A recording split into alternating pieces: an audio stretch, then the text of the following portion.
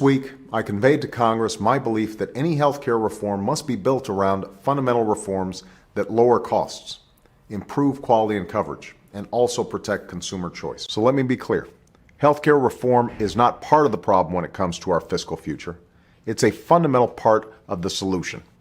This weekend, many are sitting down to pay the taxes they owe. Not because it's fun, but because it's a fundamental responsibility of our citizenship. So this Labor Day, we should recommit ourselves to our time-honored values and to this fundamental truth. To heal our economy, we need more than a healthy stock market. We need bustling main streets and a growing, thriving middle class.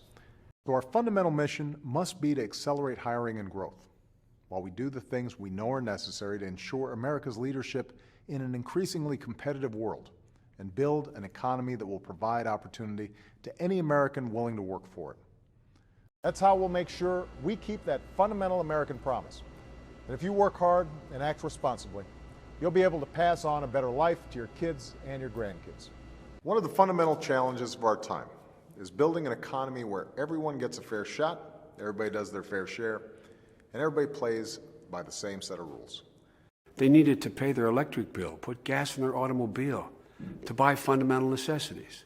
Sunday is International Women's Day, a day to celebrate remarkable women and girls worldwide, and to rededicate ourselves to defending the fundamental rights and dignity of all people.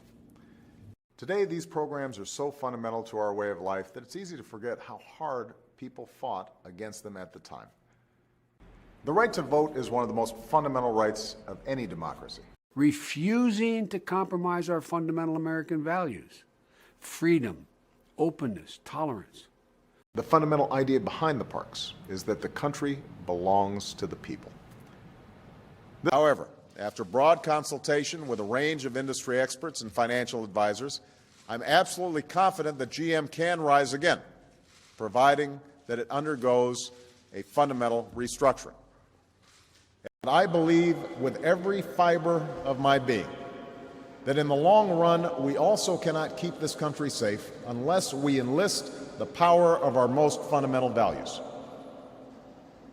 To uphold our fundamental principles and values, not just because we choose to, but because we swear to. Not because they feel good, but because they help keep us safe and keep us true to who we are. Because, see, during your lives, something fundamental has changed.